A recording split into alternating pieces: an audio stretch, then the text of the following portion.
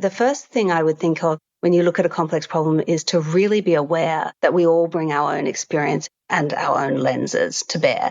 And often those are really naturalized in a way that we just don't even see them. Whereas once you start to see multiple lenses, it helps you not only understand other people's perspectives and where they might be coming from and where it may be similar or different, but it actually also helps to denaturalize your own perspective, and you start to realize that it is partial and that it is contingent and that there are things that you take for granted that may not be the case. And then the second thing is this something that you can use then and effectively as a conflict resolution technique? So it turns out that leaders that are high in integrative complexity, so can understand their perspective and the adversary's perspective, are more likely to be able to find creative solutions that actually bridge the gap. Welcome to the Work for Humans podcast. This is Dart Lindsley. There's so much talk about AI, and there's a lot of commentators who say that new skills are going to be required, but everyone is kind of vague about what those new skills will be. Today's guest, Anthea Roberts, is one of the world's leading scholars on international law. That work led her to start assembling collections of AIs to bring multiple perspectives to bear on complex problems, far more perspectives than any one human could manage. And Anthea says it's not just a skill, it's a way of thinking. She calls it Dragonfly Thinking. It's a metacognitive approach that helps people see complex problems through multiple lenses. And now she's building the tools to scale that way of thinking. In this conversation, we talk about how human and machine intelligence might work together to improve not just speed, but the deepest quality of our thinking. We explore the value of crossing disciplinary, cultural, and conceptual boundaries and what it takes to build cognitive tools that actually fit the human mind. All right, if you enjoy this episode, don't forget to subscribe. Now, I give you my conversation with Anthea Roberts. Anthea Roberts, welcome to Work for Humans. Thanks, Dad. There's so much talk about AI right now, and I will admit to having avoided a lot of it on the show. And a part of the reason is that I feel like a lot of the challenges that we face at work are human, and that improved means to unimproved ends will not make the difference we hope for. But there's something that you've been doing in your work that shines light on a few things that I really think are important to talk about. One of them is, how might we need to improve how we think to work with AI? And what might that do for us in terms of reaching not just quantitatively more than what we do, but qualitatively improve our work and improve the outcomes of our work? So thanks for being on the show today. I'm going to kind of start at the end, which is I'm going to start by just asking to describe at a high level the product that you're working on. I think we'll go back and do the history as to how I ended up in this unusual position. But I'm now the founder and CEO of a startup called Dragonfly Thinking. And basically what we do is we provide AI tools to help people see complex problems in more holistic ways. So that really involves three different types of work. So one is what we think of as multi-lens analysis, which is the ability to see a problem from many different perspectives. So they could be different stakeholder perspectives, different expert perspectives, different country perspectives, different disciplinary perspectives. And that's because we have a belief that complex problems, whenever you see them from a particular lens, every lens reveals and obscures. So we need to get into the habit of seeing them through multiple lenses. The second thing is that after you sort of differentiate in that way, we think it's really important to integrate it back together to come up with new frameworks that really cross disciplines or cross different approaches and allow people from different backgrounds to talk to each other and strategically bring together their thinking in a way that they can then decide how to move forward. And then the moving forward is the third part, which is we have a lot of complex systems ideas about feedback loops and tipping points and scenario analysis. And so we take all of the drivers that we identify in the second stage and really turn them into this sort of forward motion of how these complex situations may unfold over time. And of course, there's never absolute clarity about how that will happen. They're complex situations. But we need to create some better tools and techniques to help people think through that complexity and uncertainty. So we call it Dragonfly Thinking because the name really came from some work that had been sponsored by the CIA, actually, in the United States, by Philip Tetlock, who's a very well-known psychologist and political scientist. And he was looking at who was best at understanding complex problems in order to forecast forward, and found that traditional experts tend to do a very poor job because they overemphasize a single lens of analysis, and so they get blindsided in various ways. And he found that the one thing that the people who were the super forecasters who did so much better, the one thing that they had in common was that they saw the world through dragonfly eyes, because dragonflies have many different lenses that they incorporate into an almost 360-degree view of reality, and they use that to project forward and be the best predators in the business. And so it's really these three stages that we think of when we think of dragonfly thinking and AI tools. It makes a lot of sense to me. One of the reasons is it's incredibly difficult, especially for experts, to take off their worldview, essentially. They have this power tool, it slices the world along one dimension, and it slices it extremely well. But it leaves out all the other perspectives that might be important. And I'm going to want to ask, what kind of questions can you put in the front end of this? But before we get there, let's talk about how you arrived at it as an approach to understanding yourself. And I want to do that because it'll give us a concrete example that then we can say, this is an example that we can now abstract to lots of other problems that have been potentially previously unsolvable. Well, I would also say with this that in retrospect, these are mental techniques that I've been doing my whole life, but it took me a while to piece it together to realize what kind of techniques I was using, because I often move across very different domains. And if you're looking as a disciplinary or a domain specialist, my work may seem to lack coherence, but at this other level, sort of a meta level of how do we think, there's an extraordinary coherence from very, very early days. So there's obviously something quite innate in what I do. But it took me a while to realize and be able to verbalize what it was that was distinctive about my approach. Well, let's talk about the beginning. When did you notice, or did you notice until later, that you were looking at the world differently? I think these things always take a little bit of time to work out. I knew at school that I was strong in both the maths and sciences and also in English and debating. And so I knew at a very early stage that there was a flexibility there in terms of the way I understood and approached the world when most people were sciencey or humanities. And then I guess I knew through my very early days of debating that I was able to put on different lenses to argue for something and then immediately argue against it, and to develop that ability to see arguments from different perspectives and try to give authenticity to them. I think I probably then took that into university, where I did a combination of maths and philosophy and law. And all of those were really ways of thinking through logical structures and arguments in various ways. And I guess that then also took me into international law, where I became much more interested in different country perspectives of ways of looking at issues. And then I just started to notice that whenever I was asked to do an academic piece, the first time I ever did a proper academic piece was actually my undergraduate thesis. And I'd actually avoided doing any long form academic pieces because I was lucky to be very good at exams. And so I always did exams whenever I could. But we had to do a longer form piece in order to get our honours. And I just realised that I tend not to solve primary questions. I tend to solve secondary questions. And so there was a major issue in the international law field that had had a lot of disagreement about different ways of understanding custom.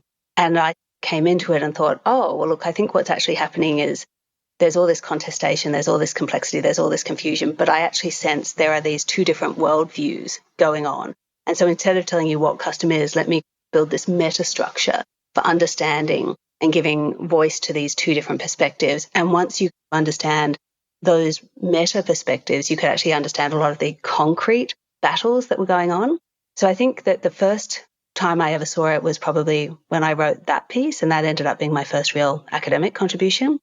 But in retrospect, every one of my early pieces has this thing. So when I came back from being a lawyer to join the academy again, I had a similar experience, this time in the investment treaty field, where I just noticed that actually the investment treaty field had people that came from commercial arbitration and from public international law, and they had very different worldviews and they weren't understanding each other. And that if I could map this meta level, I could actually explain a lot of what was happening in the field and where it might go. And then in that case, also realize there was a third perspective to bring to bear. And I guess the one that you know about is the one that I did after that, which is when I started to think about how international law looked very different when you came from different countries. So I can give you a bit of background on that one if that would help. Yes, and I want to start by asking, there's sort of like a question about what international law is, and especially because you've worked in comparative international law. Is there supposed to be a comparative international law, or is international law meant to be world law? We use the phrase comparative international law as a bit of an oxymoron because as a lawyer, you sort of expect there to be comparative tort law or comparative contract law because your understanding is that national laws differ. So tort law in Germany can look similar to and different from tort law in the UK, and the same with criminal law, the same with administrative law. We expect that, so there's a well-established idea of comparative law. But when it comes to international law, there was not a well-established idea of international law because we have this idea that international law is not different national laws that you can compare, but it's the law that sits in between states. And so it's one and the same thing. And I think my experience, I studied international law and I'd worked in international law, and I just took this as gospel until I had some experiences fairly on in the field where I really started to question different national approaches to international law and how different they were, but also why they came about and how they led international lawyers to not understand each other. There's two different things that I'm starting to hear in this. One is that becoming aware of the different perspectives on international law, you can potentially bridge disagreements between two parties because you can raise them up to the higher level to see why they're disagreeing.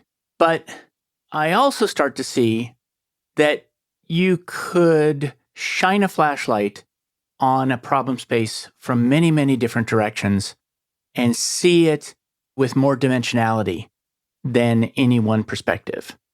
And so that might not be about bridging gaps. It might be about finding ways through problem spaces. Absolutely. And I think that they're related as well. So the first thing I would think of when you look at a complex problem is to really be aware that we all bring our own experience and our own lenses to bear. And often those are really naturalized in a way that we just don't even see them.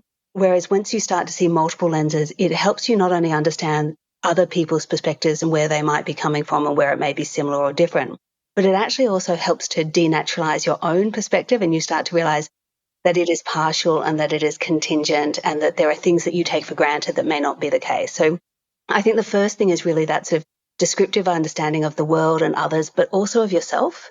And then the second thing is this something that you can use then and effectively as a conflict resolution technique? So what psychologists call this is integrative complexity, where you first differentiate many perspectives, and then instead of seeing from one perspective in very black and white ways, you see from many perspectives in many more shades of grey.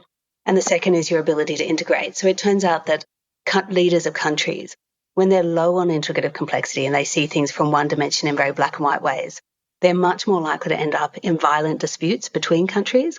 Whereas leaders that are high in integrative complexity, so can understand their perspective and the adversary's perspective, are more likely to be able to find creative solutions that actually bridge the gap between those different approaches.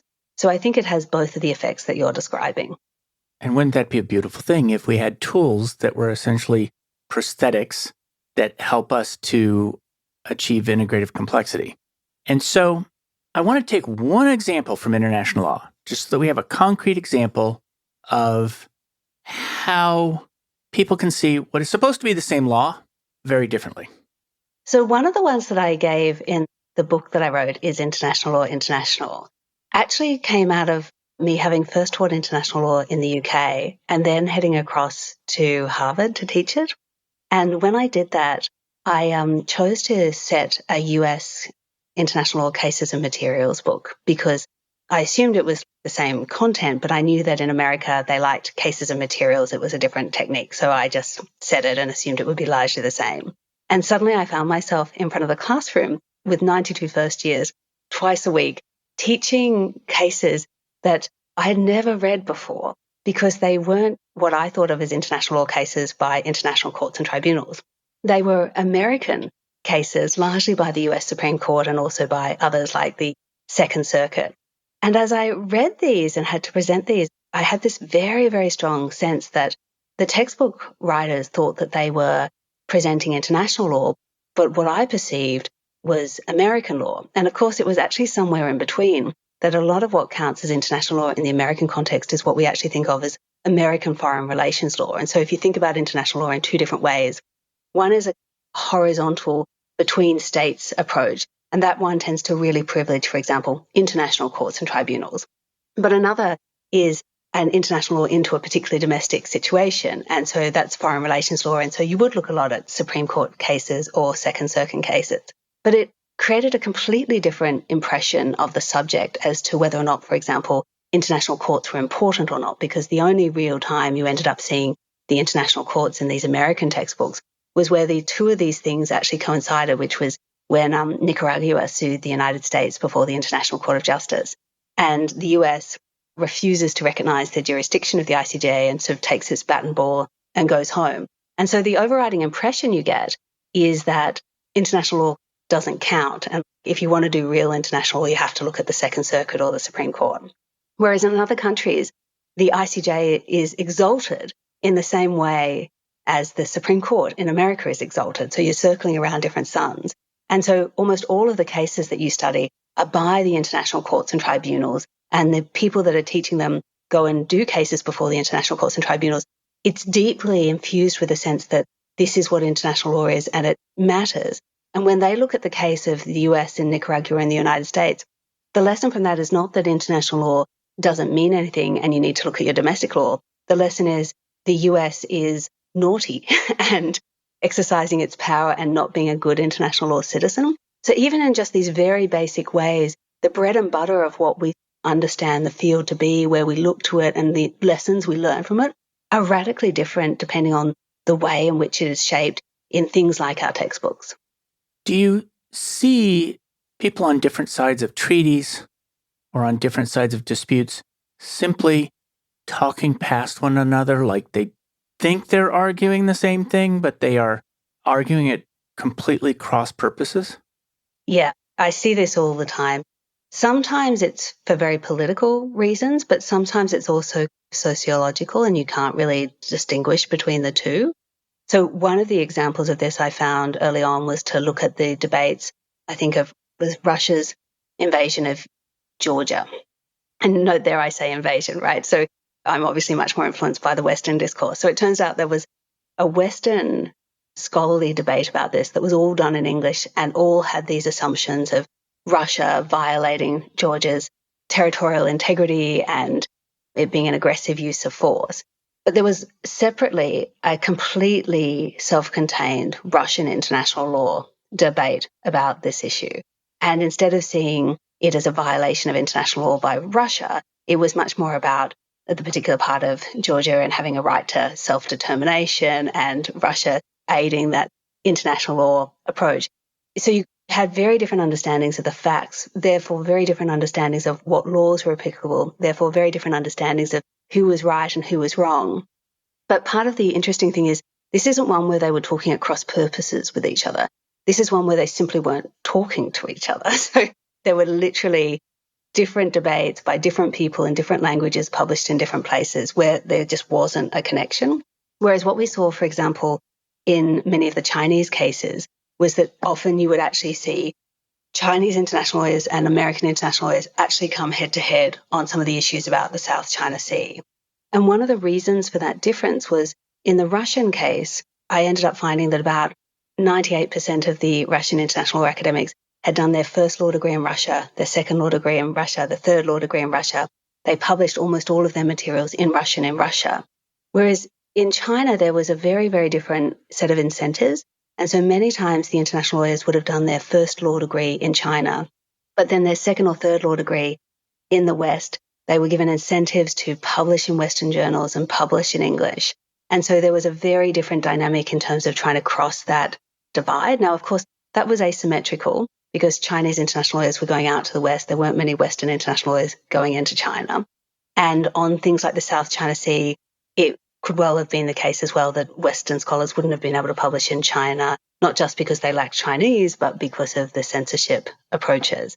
So in some circumstances, you see very separate communities, and in other circumstances, you see communities come together, but with very clashing perspectives.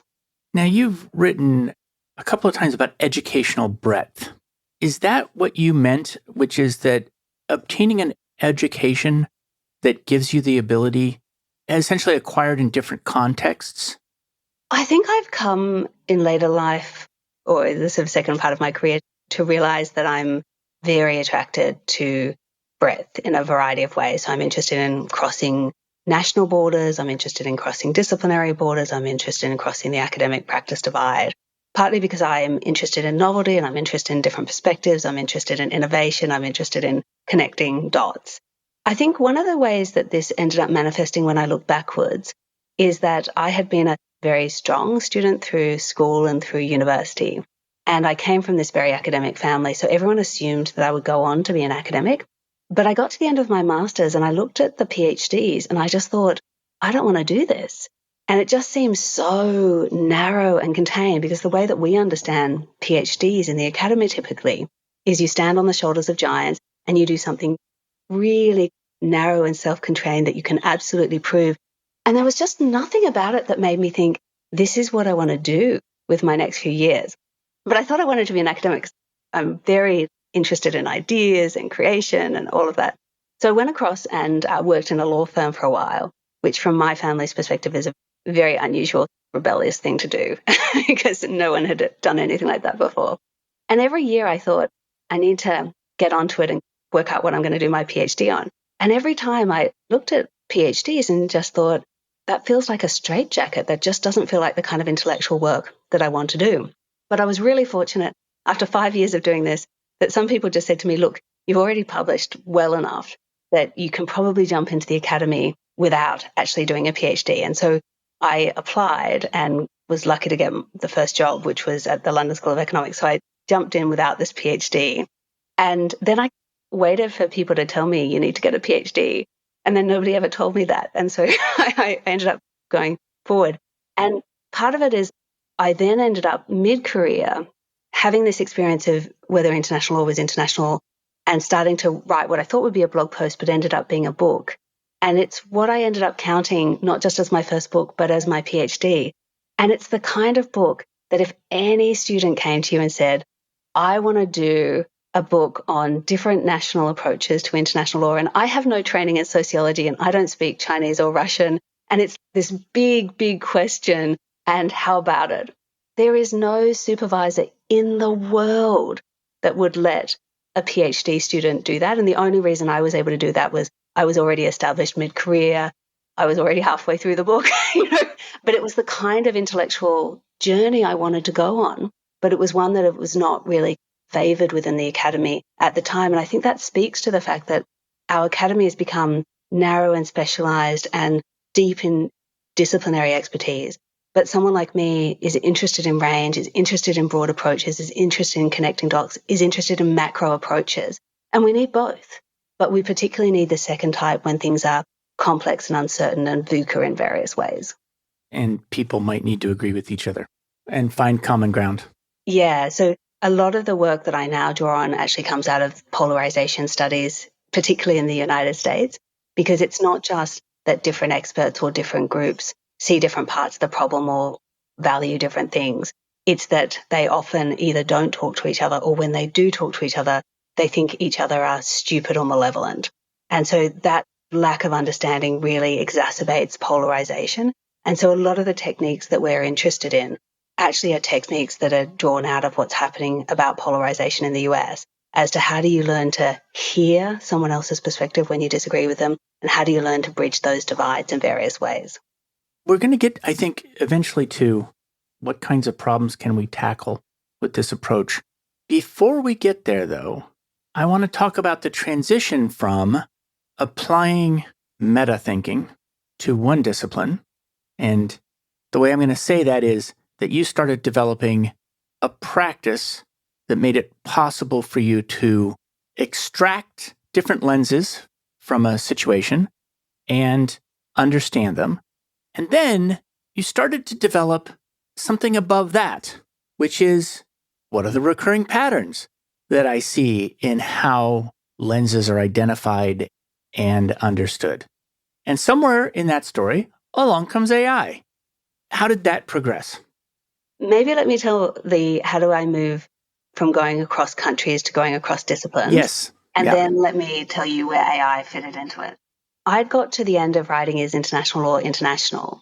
And I really had then a background in two different things. So on the one hand, I had become steeped in the idea of geopolitical change and geopolitical approaches and really seeing what I thought was going to be a coming collision between Chinese and Russian approaches and Western approaches. And this is the mid 2010. So this was much earlier than people are thinking about it obviously now.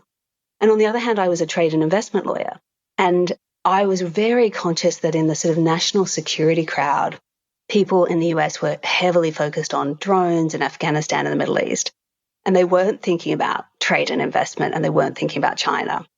And meanwhile, in the international economic law space, people were thinking about China, but never with a security lens, always with a market opening lens and a WTO lens.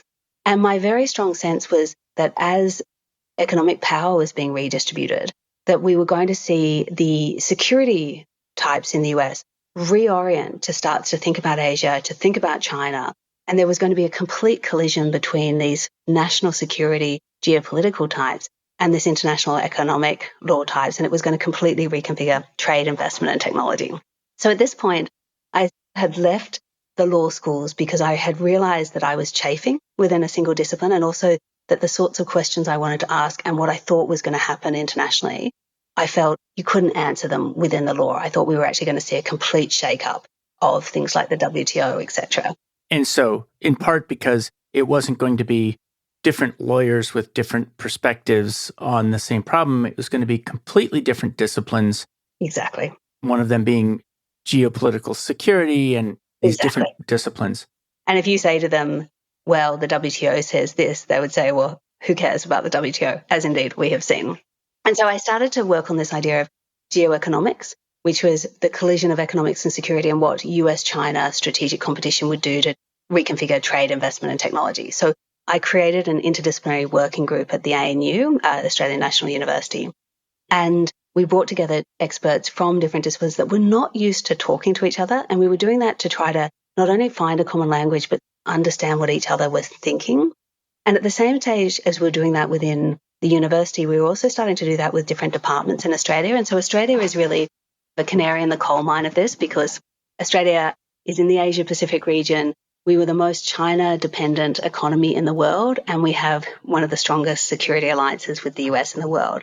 And so I always had the feeling that we were going to experience these issues earlier and first, and indeed we did through things like the 5G decision.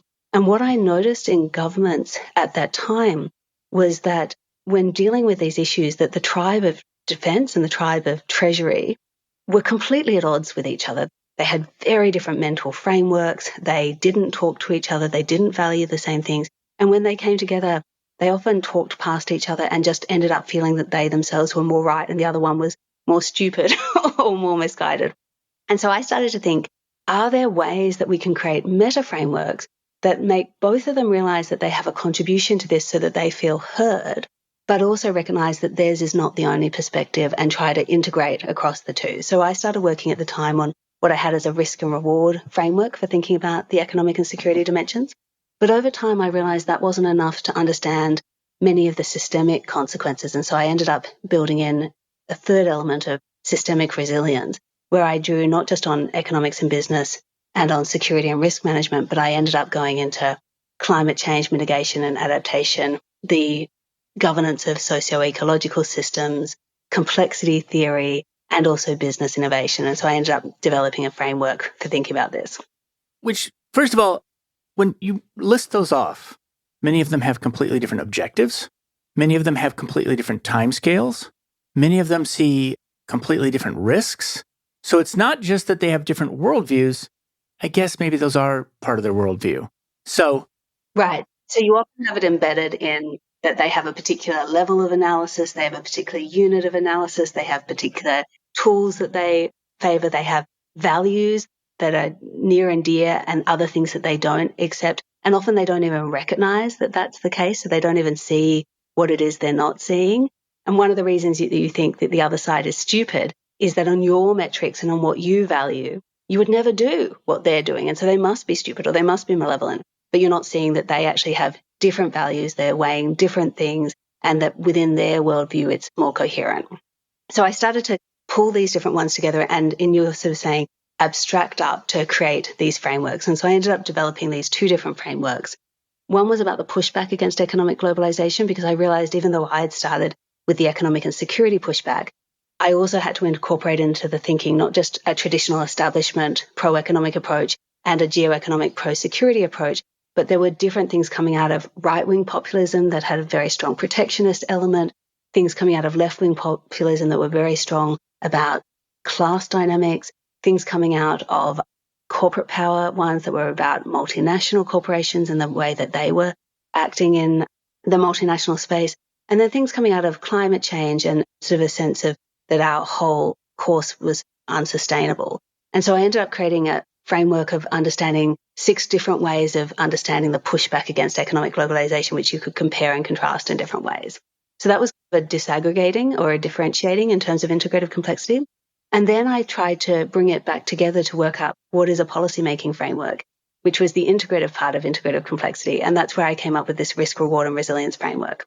And as I would go around to many government departments and present this here in Australia, in the US, in Europe, I would often find that policymakers really appreciated it. That really captured and helped to explain things that they were experiencing, but also things they hadn't understood. And it really resonated with them as a way of understanding these complex, wicked problems they were trying to break down.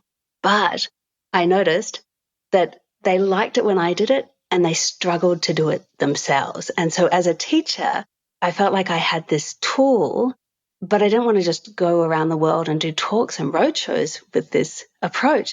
I wanted other people to do it too. And I was having trouble teaching that skill of metacognition.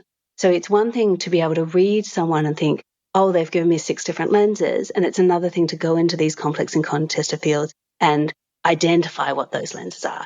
You can do something like a risk, reward, and resilience thing and show how it can pull together all these different threads. But actually being the person that does that, it's still very, very difficult. And we don't even really have language about how to get people to do this. And so that's where the AI started. Right. And in fact, this reminds me very much of, I've been very influenced by George Lakoff. Yes. And the ability to do a close read on organizations, in my case, which is to do a close read on organizations, listen to the metaphors Right. that they are using, and then use those metaphors to understand the deeper structures that are organizing their thought. Absolutely. Absolutely. So metaphors, analogies, these are all examples of different lenses, and they naturalize a particular way of thinking. So if you think about crime as a vulture that's preying on a city, or you think of crime as a sickness that's affecting society, if you give those 2 different metaphors to people and then you ask them what remedies would you suggest, they actually suggest really different remedies that are implicitly embedded within those metaphors, but they also don't recognize that those metaphors have affected the way they're thinking about the issue. So metaphors are really important as a way of understanding. Analogies are. And so I definitely like Lakoff. I also really like Gareth Morgan, who does images of organization, where he takes one object or organizations and applies 8 different metaphors for understanding it. And you really see with these different metaphors that they all shed light onto different aspects of organizations, but they also all obscure. And so part of the meta technique I was becoming interested in is, how do you mix your metaphors? You know, they always say, don't mix your metaphors. And I'm like, no. You actually have to mix your metaphors because all of them reveal and all of them obscure. And in those tensions, we learn something about it. But this is hard for people to do. And that's where I thought AI may end up being really helpful. On Work for Humans, we've been exploring the principles of multi-sided management, which is the belief that work is a product that every company designs, builds, and delivers to employees. Along the way, people started asking how they could put these ideas into practice. So I founded the work design firm 11fold to help your company create the kind of work that makes teams feel alive and engaged instead of dead and dull. So you can reduce turnover and build commitment. We're doing something revolutionary here. Learn more at 11fold.com. That's 11fold.com. Once I was doing a survey about, I can't remember what it was. I was interviewing people in a corporation. And at the end of the interview, we just threw in a throwaway question. It was a question that we were embarrassed to ask, but you've already done the survey, you've already done the interview, so you get to ask a few throwaway questions and just test out the questions. And so the question was, if your department was an animal, what kind of animal would it be? And then they would say, it's like a monkey, or it's like and we'd say, why? And what was so interesting about that particular thing is that we found out that people thought of companies as being made of completely different materials. Some people saw them as policies and processes, and some of them saw them as people, all the people, and they didn't see the policies and processes. And some people saw them as org structures. It was like, these people are not actually experiencing the same company. No, totally. And they're experiencing very different structures and understandings. Interestingly, once we get into the AI, one of the early things I did is I took my approach of Six Faces of Globalization and put it into the AI as a way of giving it these 6 different lenses. And then I got it to apply to all sorts of things. So I asked it to apply it to cats and dogs. And suddenly it took all of the different narratives and did this really creative thing about the right-wing populist narrative would be really worried about the cats and dogs intermingling in various ways, and you needed to separate them, whereas the left-wing populist one was really concerned about class wars of fighting like cats and dogs. And it was really kind of interesting to see them creatively do it. And then I actually asked them which animal represents each different narrative, and it had really creative ones. I'll have to send it to you. And it had a really clear explanation as to which one went behind which one, and they were just so thoughtful. So that was one of my early senses of the flexibility and creativity of AI. I want to talk about what this moment is, which is, first of all, someone like you is typically a permanent outsider. And it's partially because you're working at a level that no individual group is working at. You're working at some higher level. And generations of potentially people who think more at that meta level like you have stopped where you are now, right? Where you were maybe 10 years ago, which is that they identified extraordinary things, but there wasn't any ability to take it into technology in the same way. So when did you realize that AI might be a thing for you? Well, I have to say, I need to give credit to a brilliant young person of the name Sam Bide. The very first time I had ever done one of the geoeconomic workshops with the government, he was there. He was very young at the time. And he stood next to me in the morning coffee line and he said, "What are you working on?" And I said, "Oh, look, I'm trying to work out this meta frame. I've got the elements of risk and I'm trying to work out the elements of reward." And he was like, "That's fascinating." And so he sat down with me and we started sketching it out and stuff. And it just became this extremely good relationship backwards and forwards. And I draw things up on my whiteboard all the time. In fact, if we do it over here, you can see a lot of my whiteboard. He would do it up on his bathroom tiles and send me photographs, but we had similar meta ways of thinking and would go back and forth.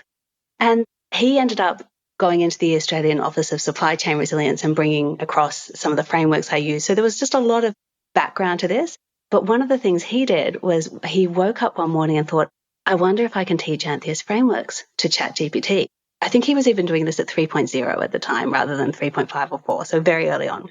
And he sends me these really excited messages and say, "Oh my gosh, you know that framework you created? It's really transferable." And I was like, "I know." I designed it so it would move different areas like economics and security and environment, but also I designed it to be multi-scalar so it could apply to you individually, to a company and to a government. So I knew it was meant to be transferable. And he was like, no. I'm applying it to Indigenous policy and I'm applying it to early childhood education. And what I saw was this unbelievable flexibility in terms of moving it up and down scales and moving it across domains that I had not seen in humans. And so he had actually created this persona that he called Robo-Anthea. And he and some of the other policymakers would ask Robo-Anthea questions. And Robo-Anthea was trained not just on my published academic work, but some of my unpublished academic work. And so they would ask Robo-Anthea, and Robo-Anthea would come forth with all these ways of analyzing the problems that sounded incredibly like me. And this was really early on in the generative AI, I think, and it was an extremely confronting experience to effectively have someone have created a digital twin of you intellectually at that point. I had not seen or heard of anything like this. And so I went jogging with my best friend, who's now my co-founder, the next day. And I was telling her about this. And she was like, oh my gosh, do you just feel completely copyright infringed? And I was like, well, I understand how you could have that reaction, but actually my reaction is something totally different, which is just this absolute fascination that I realized what I've always done is metacognition, which is thinking about thinking. And I always operate at this level of how do you understand cognition and how do you instruct cognition. But I got to the limits of how I was easily able to do that with humans. And suddenly I saw this alien form of cognition and realized that if I built metacognitive frameworks on top of it, I could get that AI to do very different things and much more complex and integrative things than I could often get humans to do or that the AI was doing by itself. And so I ended up leaning into this on condition that we not call it Robo-Anthea because I thought it was creepy. And we instead called it Dragonfly Thinking because I think I'm a Dragonfly thinker. But Dart, I think you're a Dragonfly thinker too. I think many people are Dragonfly thinkers. And I think it's a way of thinking that we need to have more of in this world that AI can help us do. And I wanted to have it as a more open space for other Dragonfly thinkers to be able to come and congregate, but also for people that weren't naturally Dragonfly thinkers to be able to use these tools to see through Dragonfly eyes. What's breadboard? Breadboard actually is something that has been created by Dmitry, is it Glazkov? Glazkov, who we both know, who's a member of Flux, etc. He's at Google Labs. And Alex Komorowski introduced me to Dmitry. I didn't know anything about Dmitry, anything about breadboard. He gets Dmitry to come out of Google Labs and go for a walk with me. And so we're like, hi. And he was like, what do you do? What do you do? And I was like, I do metacognition and I have all these frameworks and I want to get the AI to do these things. And he was like, oh, that's really interesting. I have this application that I'm building called Breadboard, which allows people from non-technical backgrounds to be able to create multi-agentic workflows in various ways. What's a multi-agentic workflow? So what I end up doing when I break down complex problems is instead of asking one model to do a whole lot of different things, because if you do that, it's often a little bit mushy, is I break down problems into many different steps or many different lenses, and then I get different agents or different LLM calls to do one part of that. So one part of it might be doing an economic analysis of it, another might be doing a political science analysis, one might be writing a memo, one might be checking implementation, and you string these together in various ways as though they were different actors. But it was hard for me to do it at the time because I didn't have coding skills. And so he showed me Breadboard, which he was working on as a beta product in Google Labs. And he just gave me a brief tutorial to kind of get me up and going. And so I spent 2 days trying to get my head around it because there weren't really instruction manuals and there wasn't really much guidance. And I remember at the time thinking, oh, this is a very different way of thinking, but I kind of broke through and I started creating things. And then after about a week, I'd done a number of boards and I had some questions about how to do it. So I got onto a Zoom call, much like this with Dmitry, and I got to my first question. I was like, okay, I've got this board, and it was Meadows leverage point analysis. So there are 12 different leverage points. So I had like an orchestrator agent that took in a problem and then sent it out to the 12 different agents and they all analyzed it differently. And then I aggregated it back together and then I did a synthesis. And so I was saying to him, I've got a question about how we do this. And Dimitri was like, what have you done? I was like, what do you mean? He's like, I have never seen anyone do something like that before. He's like, can you open those for me? I was like, sure, this is what I've done here and this is what I've done. He's like, I have never seen that before. He's like, and you've done that all in a week? And I was like, no, Dimitri, I've done like 8 of them this week. Like I'm doing a different one every day. And Dimitri was just like, this is exactly why I created the product. I created the product for people like you who think in these really structured ways, but aren't coders, to be able to give expression to that in this new era of AI. One of the things that I ask a lot of people about in my world is, what's your favorite tool of the trade? I was asking my barber, what's your favorite tool of the trade? And he says, these shears. And I said, why? And he says, well, this is an $1,800 tool, and I have 12 of them. And he says, it's a Hanso shear, and it's because it gives me the ability to do to hair what I want. She says, clippers are great, love clippers, but no, because I can't express myself. And so a part of the quality of the experience of work is the quality of the tools that we have to aid us doing the work, how they fit our hands, and how they help us to turn whatever we're doing and whatever we're acting upon into a more malleable medium. And so here you are, you're building a tool that can stand between somebody trying to solve a problem and the work of the problem and is going to bridge that gap. So one last thing on Dimitri. Bless the tool makers. Yes. Because they are often the unsung revolutionaries. Everybody else uses the tools. You see the people using the tools, but something like Breadboard, it's a palette. It's a platform to do things that would otherwise be impossible. But also it made it fit your hand. Right. And also what was interesting about Dimitri in this way is I think he had a sense that there were a group of coders out there that couldn't code, that there were a group of people who could think in these sorts of ways who were limited by the tools that were available. And I was probably the first example of a super user that came along that fit what he had an instinct about. Let me just say on tools, though, which is interesting. I'm obviously saying this with a lot of books in the background. So basically, I was a real international lawyer before my first book. And in my office at the university, I have 2 huge bookcases all full of international law books. When I finish that international law book, I often go through this process where I feel like I'm almost shedding a skin, like a snake or a lizard sheds a skin. And I just can't work on what it was that I was previously obsessed with. So shedding this international skin and wanting to read in a very interdisciplinary way. So this is my home office library, and you can see these are actually all the books that I ended up buying. And it's around here as well. After my first book, before my second book. For people who can't see, Anthea's room is either bookshelves or whiteboards. That's all it is. Every wall is either a bookshelf or a whiteboard. That's right. Ceiling to floor as well. So you've got hundreds of books behind me where I was really trying to devour in a much more interdisciplinary way how to understand thinking processes, how to understand economic globalization, how to understand security, etc., but also how to understand how to write books in a way that could cross disciplinary audiences. And so that's a very, very different skill because most academic books are to a particular target audiences. Whereas once you get into academic trade, which is where I was starting to write, they're designed for people who have an academic background and have academic credibility, but want to speak beyond disciplinary bounds. And so that was where I was totally focused on. So the book was my tool. And I read all my books in hard copy because I find it a better way to make annotations on them and have them stay in my mind. So that was my favorite tool. Now my favorite tool is the AI tool.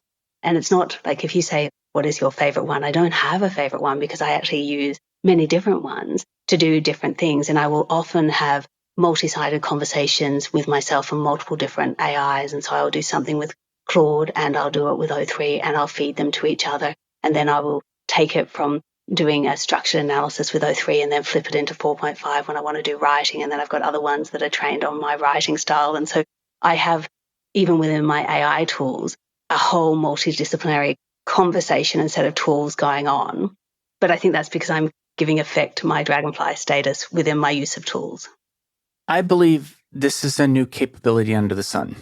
And to assemble those tools, to build those tools like you do, nobody's trained on that. It's too new. And actually, because I was talking about this interview ahead of time with a couple of people from the Flux Collective that Dimitri and Alex are part of. It was Ade Oshanai and Jason Robillard, who's also been on the show.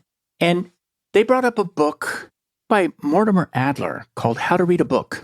It's The Art of Getting a Liberal Education is what it was called. And it's essentially don't read it from one perspective. And it's called synoptic reading.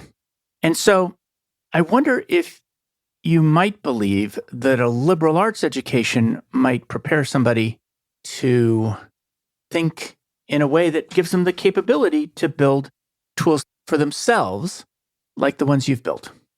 I think that this is a very new set of skills that really sit at the intersection of the creative and the humanities and the social science training and sort of enough understanding of the technology.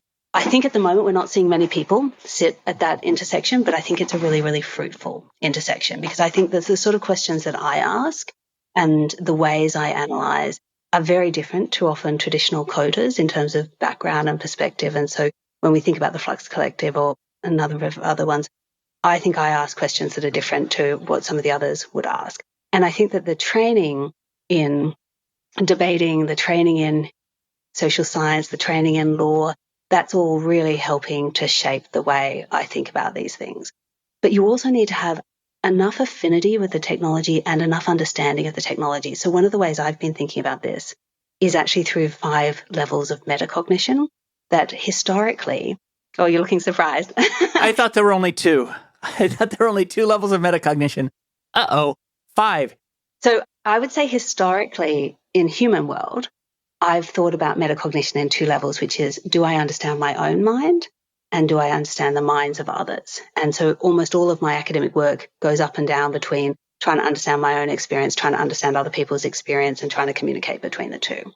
What I've come to realize in the process of doing what I'm doing is that I'm conscious now of 3 additional levels of metacognition. So the first is a level of metacognition to try to understand this alien intelligence of how does the LLM think? And in some of that, we don't even have full understanding of that yet. You can see the stuff coming out of Anthropic, the way that we thought that these models think and the way they actually think, they're not matching up in a whole variety of ways. And so you've got this whole idea of mechanistic interpretability about how are these actually functioning. Then on top of that, you've got this other dimension, which is human plus AI, which is how am I interacting with the model in order to get the model to do various things. So if it's an alien form of intelligence, like maybe a dolphin, how am I going to be the dolphin trainer in this circumstance?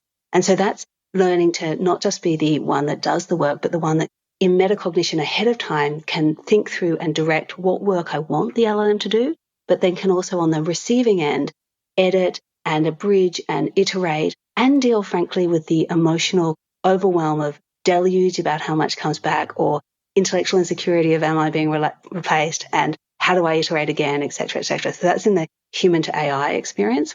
How do I think that through? And then the final layer is because I'm building tools for other people that may be less familiar with LLMs and less metacognitive. I need to think not just my human to AI interrelationship, but it's actually my human relationship into AI so that I can get the AI to interact with somebody else in a way that is kind of comfortable and kind of scaffolds them. So I'm scaffolding the LLM to do certain things, but I'm also using the LLM to scaffold the user to be able to use the LLM. And so for me, these are 3 additional levels of metacognition that we don't even really have terminology about. Ouch. On the one hand, it's your jam, and so it's what you really like to do. On the other hand, I find metacognition in general to be really energy intensive. And I've often said to people that when I read a book, because I do look at all these different angles, I feel like I'm fighting on a very broad intellectual front. And it's way harder to read through a book because I'm having to tie it to everything else that I can possibly tie it to synthetically. So I guess I would ask, first of all, is it fun? Yes, but interestingly, it is actually exhausting. So I think it actually, hard thinking, there are studies about this, which is that people find thinking to be aversive. So most people end up wanting to not think and have shortcuts around thinking in various ways. But there are some people who have what we think of as a need for cognition. I think I have a need for cognition, which is I don't find it not fun. But interestingly, I think I read broadly enough and think and ask enough questions that historically, when I've interacted with people, I tend to tucker the other person out faster than they tucker me out. So I'm sort of like, let's go, let's go, let's go. And at some point, people are like, yeah, I've had enough. And what's interesting is when I go into the LLMs, I think Alex had this phrase recently after reading something I wrote, where he said, if thinking is 10 times easier, do you just complete your work 10 times faster or do you ask 10 times as many questions? I was like, oh my God, I asked 10 times as many questions. And so for the first time in my life, I'm actually getting some level of cognitive exhaustion of doing this work and like having these different LMs. And so, for example, on the 5 levels of metacognition, and I can show them to you actually, I have these 2 extremely long conversations, one with Claude and one with O3 going into 4.5, where I'm trying to break down, is this the way to think about it? Should we be thinking of it in a different way? And you can see I'm both in the experience, but I'm also thinking about the experience. Like I'm vacillating up and down between different levels of metacognition in trying to construct this argument and deconstruct this argument and understand, like at some points I'm in a peer relationship with the LLM, and at other points I'm telling the LLM, no, you've misread that, you need to redo that. And, it's just a really interesting case of this kind of metacognition, and it's cognitively taxing in a way that I've not experienced previously. I believe you listened to the episode of Work for Humans with Kate Griggs talking about dyslexia. I did. Did you find something in that resonated for you in relation to this? So we've noticed a couple of different patterns with both members of our team, but also super users of Dragonfly Thinking as a product. But also I think people who are more generally drawn towards generative AI. And one of the patterns we've seen is there's often people experiencing cognitive diversity on two different levels that are more drawn to it. So there's a really interesting Venn diagram that has ASD, ADHD, and giftedness, which is often like sort of abilities at this sort of analytical and meta thinking. And what we see very clearly is that the ADHD and the sort of meta thinking, that those types of cognitive diversity tend to be very good predictors of who's really leaning in to our tool in general, but also generative AI more generally. And so I would say this of our team. I'm also seeing it, for example, talking to Sam Scalacci and Brian Krabach, who are really pushing the charge at Microsoft. They see a very similar dynamic within their team. And I've actually sent them across this Venn diagram. They put it up with their team to sort of understand who's doing what. And it's something every time I see people that really lean in, I'm like, hey, I've got this diagram. You might want to look at it. And people are like, oh, I really relate to that. And I'm like, yeah, no surprise. So I've definitely seen that pattern. I think that there's also a pattern with dyslexia in this, which is dyslexia often has a greater ability at macro pattern recognition and also visual thinking. And a lot of my work has many of those characteristics to it. So a lot of my work is this broad macro synthesizing. Dyslexia often also comes with not being able to read as easily, and so I don't have that. But this kind of broad scale pattern recognition and visual way of thinking, I think, is very common to it. So I think it's the broad pattern recognition that connects in with the generative AI. But the visual less so at the moment, because most of the tools at this stage are still very text-based, and we haven't got really good ways of interacting the visuals with the text at this stage. Which is too bad because, and I'm sure it will change, the visual cortex is so powerful that we're feeding our brains through a bit of a linguistic straw. Yes. But I think they're actually also starting to find in some of the bigger models that they're actually be able to get common concepts across different languages and relate them to visuals in all sorts of ways. So I think we may end up being able to go there. But it's also an interesting case where you sort of realize that metacognition can work in different ways. So I obviously do a huge amount of metacognition about the way to think through frameworks and think through complex problems, and it's very text-based. But just last weekend, I tried for the first time asking for a video to be made with one of the video ones. And I said, this is the script and here are some basic prompts. And the video that it produced, Dart, it was so bad. It was just like, it was so bad. And then I saw one that had been done by an Oscar-winning director who had also lent into AI. And his was amazing. And I realized I can have all of that knowledge about metacognition, but I don't have the expertise to understand what is it that I want to do with a short film clip. Like, how do I want to create the tension? Where do I want the light to come? Which actors? How many actors? What's spoken? What's unspoken? These are things I can receive as an audience, but I don't have that director capability in my head in the way that I do with words. And so even though I knew I needed to be metacognitive about it, I didn't have that domain expertise. And so one of the things I think about going forward is, how do we bring together people that have enough of the AI capability with enough of the domain expertise? But our understanding of what counts as domain expertise is going to vary a bit. So one of the blog posts I wrote was that in the last generation, we've really privileged the athlete on the field or the writer of the book or the actor on the stage. But if AI ends up taking a lot of those sort of primary production roles, what we start to think about is, well, what is the role of the director and the producer? What is the role of the coach of the athlete? What is the role of the editor? And it's a very different set of skills. So if I think back to my last book, I had a very good editor at Harvard University Press. I don't think he could have written the book. I don't think I could have edited it. they're different skills. And as AI takes on more of the primary production, we become more of this director and producer. And if you think about it, the person who's the very best athlete is not often the very best coach because they can intuitively do it, but they often can't explicitly explain what it is they're doing. And so how do we teach that into models then? Yes. And then now you've got this other thing, which is now you've got teams of people who are all working at the same editor, coach, director level. And you have to figure out how to work together across this larger thing. Have you seen the new Harvard paper on the cybernetic teammate? No. Okay, you're going to like this one. So it finds a number of things. It's Ethan Mollick and a number of others. They are doing a big Procter & Gamble study. I can send you details of it afterwards. And they basically have individuals coming from commercial or R&D, and they have them coming up with product ideas by themselves or in teams, and they have them doing it without AI individually and with AI individually, and in teams without AI and in teams with AI. And what they end up finding is that the individual without AI is your baseline. There's something close to, I think it's a 0.27 standard deviation above once you go to teams. So that's because you get these interdisciplinary teams, and we know that. Interestingly, I think it's 0.36 or something above is the individual with AI. So the individual with AI ends up doing better than the team without AI.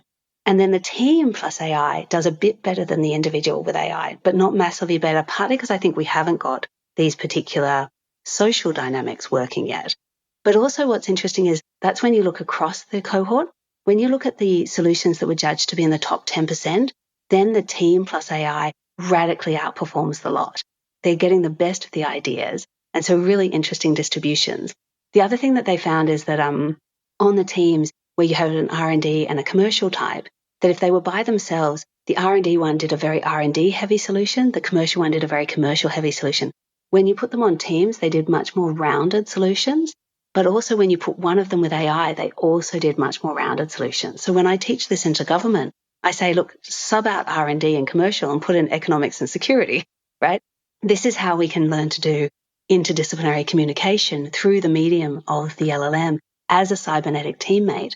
But we're still at the early stages of working out how do we individually work with a human and AI. We don't have any social practices or, in fact, tools that really allow us to do multi-turn human, AI. Like, how do you do collaboration in that way? How do you do conversational turn taking? None of this has been built yet. But I will say it's very encouraging that we may have created a technology that will help us to understand each other. Hopefully. You know, at the end of the show, I ask a couple of questions of everybody. And my question for you is, what job do you, Anthea, hire your job to do for you? I've heard you ask this question, so I had to think about this before the show. And I realized that I've done a lot of different career moves, but I tend to maximize for freedom. And the reason I maximize for freedom is that I hire my job to allow me to focus on things that intellectually fascinate me.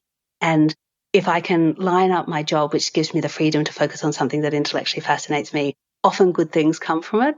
But what intellectually fascinates me could be in the law, or it could be in economics and security, or currently it could be in AI. And I need enough freedom to be able to follow that passion. And then often when it doesn't look rational at the outset, but good things come later, but I don't know what they're going to be. So I need that sort of freedom. And I really resent constraint. So I really resent someone saying, no, you're not allowed to build AI tools because you're an international lawyer. Or I resent people saying, well, you don't know what the outcome of that study will be, therefore we can't fund it in advance. I sort of have this really strong feeling of I have a gut instinct about what's fascinating and what's new and what's unclear. And I just need the freedom to be able to follow that. Even though I don't know where it's going to go, I usually know that I'm onto something and something good will come of it, whatever that will be. There's a feeling to standing on the edge of the unknown. And I think of it as toes hanging over the edge of a cliff, and beyond that, there's darkness. That feeling is incredibly exciting. What's specific, though, about that cliff that you like to stand on is that it's the edge of the more meta. And so it's not just any unknown. It's not just any mystery. It's not like trying to dig up the tomb of a pharaoh to find the unknown sepulcher or something. It's the, how can I connect more of it together? I don't know how common that is, honestly. It's a special kind of discovery. Yeah, it's sort of interesting. I would say a couple of things to that. So I have the very same mental image that you do. So I often think of myself in particular areas that I walk to the end of the cliff. I feel scared. I look out and then I just jump off and I hope that I grow wings before I crash into the ground. So that's kind of the mental metaphor I have when I enter these fields. And the thing is, I feel compelled to do it, but there's every chance that you'll crash into the ground before you grow the wings. You just don't know. So that's one thing. The other thing is, I think the way we think about discovery at the moment still has that very kind of narrow, I want to find and hold on to this particular thing. But there is a kind of a meta level of discovery, which is this framing ability, this ability to reconceive and connect different dots. And it's something that we're losing in the academy at the moment. So Howard Gardner, who's a great thinker about different types of intelligence and particularly about the synthesizing mind, he really laments that many of the best breakthroughs that we've had historically have been from people that have been able to, over longer time periods and vast disciplinary domains, connect dots and reconceive things in different ways. And yet the whole way that we're training and incentivizing scholars these days gives you a lot more narrow discovery, but actually a lot less broad macro discovery, and that can be related to all sorts of things like the slowing down of innovation across domains. And so I think there's really something here, and my hope is that LLMs give us a greater capacity to exercise that generalist streak, to connect dots across different disciplines. And I find in my own work, so when I build any of those breadboards, I'm building the metacognition of every step, and then I'm building the breadboard of the metacognition of how those steps go together. And now what I'm doing on my side is I've got like 30 different frameworks, and I'm working out how to interact all of those together. And so these are all different levels of metacognition. But just recently, I've been working on the orchestrator layer, which goes like it's metacognition of how can you take in a problem and get the AI to think through which of the various frameworks they should apply and in what order and why. And I knew I needed to go to this next level of metacognition, but I was struggling to do it by myself. And so I waited till I had some clear time in my schedule. And then I basically put myself in very deep conversation with a number of the AI agents about this in order to sketch it out. And it's one of those experiences I realized that it's a conversation that there is no human at this stage I can have it with, but I can actually have it with some of these LLMs to stretch me up. And that's kind of an extraordinary experience to be having. So when a lot of people say LLMs outsource your critical thinking, I think it depends on the way you use them. And in my case, it's allowing me to extend the extended mind to augment my critical thinking. So it's going to be a short answer. What does your work cost you? Oh, I think that I'm definitely somebody who has a tendency to hyper-focus. And so the advantage of that is I have many ideas and my mind ticks a lot. And the disadvantage is I have trouble not having ideas and turning my mind off. And so there are definitely times when my family is like, Mom, stop talking to yourself. And so, yeah, I wish I had an ability to turn on and off this mind instead of it just being like on. Where can people learn more about you and your work? Well, Dragonfly Thinking is at dragonflythinking.net. Some of my academic work is at anthearoberts.com. My last book was Six Faces of Globalization.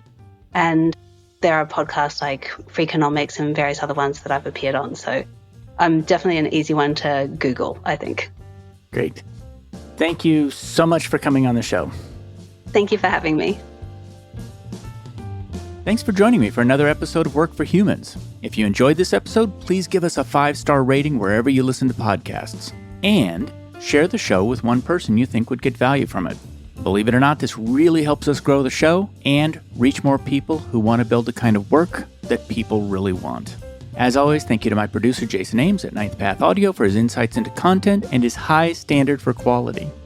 Final note, the opinions shared here are my own and not the views of Google or Cisco Systems. Thanks again for listening. See you next time.